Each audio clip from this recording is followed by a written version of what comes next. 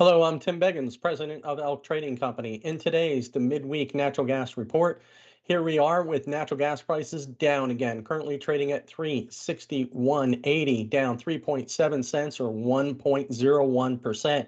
As you can see here with the daily chart in the Bollinger Bands, we have not been able to hold above $4, and now we're below the midpoint for the Bollinger Band, which was at 374.30 and heading toward our lower end, which is at 346.40.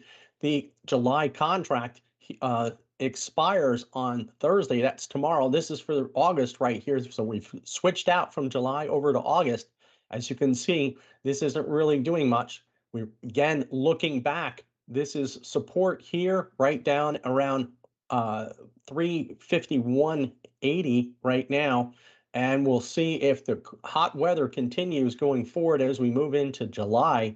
But right here, things are converging with cash, even though we have excess of heat in the Northeast. Let's take a look at the hourly chart. As you can see here, using the daily pivots, our first daily pivot support now comes in at 360 and a half, 3605. And we're holding that right now. The low for the August contract is 362 and a half. Right below that then is the next support level at 355.5 and well below that at 346.20. Things appear to be on the defensive again. Let's take a look at the RSI with this particular trend right here. As you can see, it is still down. It is pointing lower at this time. What's going on with the front to back spreads? Well, we're going to shift out again to the August contract, but this is the Jan versus August contract. And things are moving out on the wide side because the front month is collapsing. As you can see here right now, this Jan versus August spread is up 2 cents to 135.90 or up 1.49%. Even though the RSI is pointing for weakness in momentum, this continues to push out as the prompt month is converging with cash. And let's look at the Jan versus October spread. As you can see, same thing here, widening back out. And we're looking at up 8 ticks to 125.60 or 0.64%. Again, the RSI is pointing to waning momentum. So this is all about the weather right here. If we don't get any further heat beyond this into July 4th, it's a weak period for demand because of the holiday, and people are looking at this convergence to cash.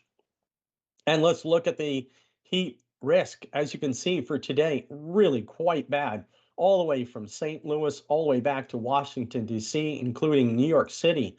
This is extreme heat, and this is really bad for people who have to be outside. So be really careful in this area. But this does start to wane as we get further and further through the week here. As you can see, still parts of Ohio are in extreme heat risk, which is kind of unusual, as well as Indiana. As we get into Saturday, that starts to dissipate a little bit, but it is still major heat risk going into Saturday for much of the eastern half of the country. And then looking from Dallas all the way to Chicago, all the way to the eastern seaboard for Sunday, Monday, and Tuesday. What else is going on? Well, let's look at the power load. PJM, that's Pennsylvania, Jersey, Maryland, almost hit a new record for summer. This is at 161, 120 megawatts on the 23rd at 6 p.m. And that is only 5,000 megawatts below that record was set all the way back in 2006 on August the 2nd.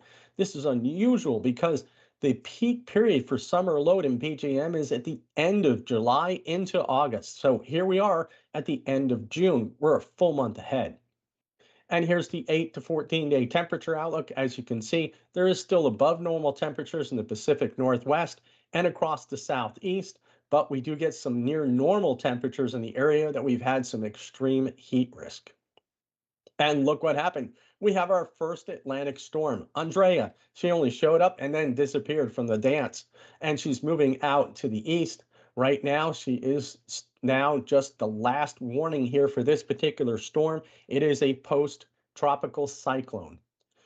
And looking why this formed up here, because here's Bermuda, and she formed east of Bermuda above this Saharan air layer. And we're going to get a really big swath of this dust coming back into the southeast. As you can see, this is right from Africa all the way back. This is the area where we get hurricanes for the Atlantic Basin, about the mid-season for the Atlantic Basin, but we're not getting anything with this dust here, which is inhibiting any type of growth.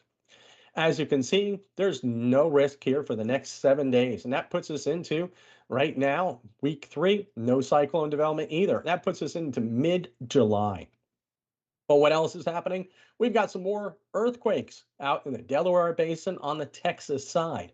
This is small, 1.9 to 2.3, but this continues the pattern we've seen in the last few weeks. So the Texas Department of Air Quality and also watching here for the Railroad Commission are going to be watching these earthquakes to understand if this is being caused by saltwater disposal wells.